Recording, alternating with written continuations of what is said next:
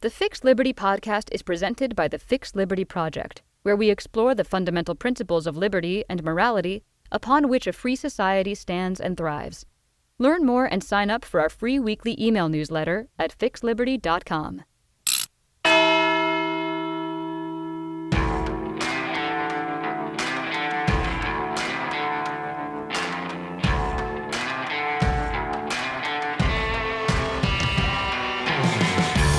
Hello and welcome to the Fixed Liberty Podcast. Today is February 11th, 2023. I am your host, Ross Brown. Thank you again for joining me here on the show today. As an earthquake disaster strikes Syria and Turkey, the AP reports that Turkey's lax policing of building codes was known before the quake. And look, the news out of Turkey and Syria is absolutely horrible. More than 23,000 people are counted dead following two massive earthquakes that occurred on February 6th, 2023.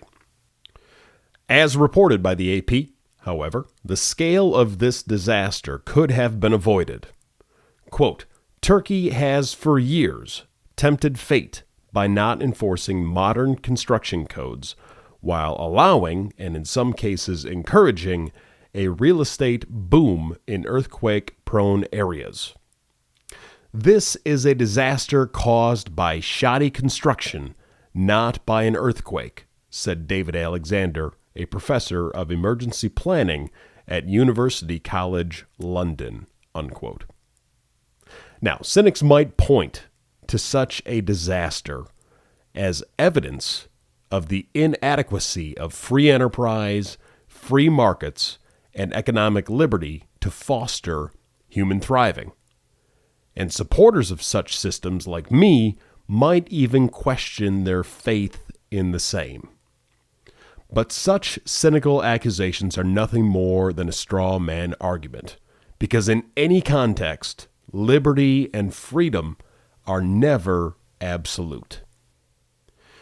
In Book 4, Chapter 9 of The Wealth of Nations, author and father of modern economics Adam Smith identifies that government, operating in a, quote, system of natural liberty, unquote, has a duty to erect and maintain, quote, certain public works and certain public institutions, which it can never be for the interest of any individual or small number of individuals to erect or maintain, because the profit could never repay the expense to any individual or small number of individuals, though it may frequently do much more than repay it to a great society, unquote. Now, in the past, I have generally considered Smith's here offered wisdom in the context of roads, police departments, public schools, water utility systems, and the like.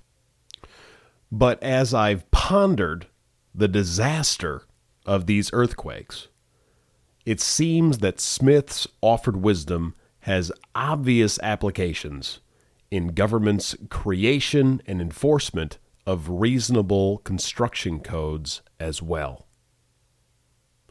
As the AP described, quote, many buildings in the areas pummeled by this week's two massive earthquakes were built with inferior materials and methods.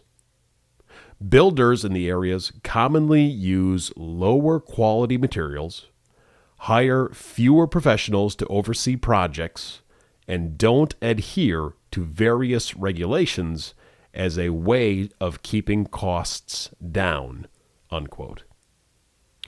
So, government's creation and enforcement of reasonable construction codes serve as a de facto public work which establishes common rules of the game for builders. Under such rules, quality builders are free to construct quality buildings with confidence, knowing they won't be undercut by shady builders who build cheap garbage.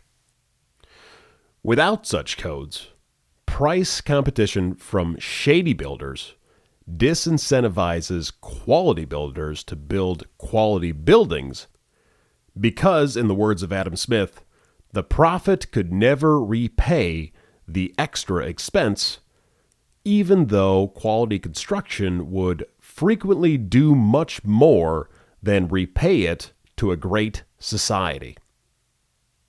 We have tragically confirmed the truth of Smith's wisdom as we witness its opposite effects in Turkey and Syria this week. It is critical, however, to recognize the importance of reasonableness in the establishment of any such construction codes. Unreasonable construction codes stifle investment incentives of quality builders and shady builders alike. Resulting opportunity costs are invisible, but they are no less harmful. Recognize that buildings never constructed due to unreasonable construction codes also cause human tragedy when people suffer or, at the extreme, die for want of shelter. So, do reasonable construction codes constitute a degree of government regulation of free enterprise and free markets? Yes. In principle, are such codes a restriction of economic liberty? Yes. Do we need to renounce free enterprise, free markets, or economic liberty to recognize the usefulness of reasonable construction codes? Absolutely not. Just ask Adam Smith. Thanks for tuning in to this episode of the Fixed Liberty Podcast. I'll see you next time.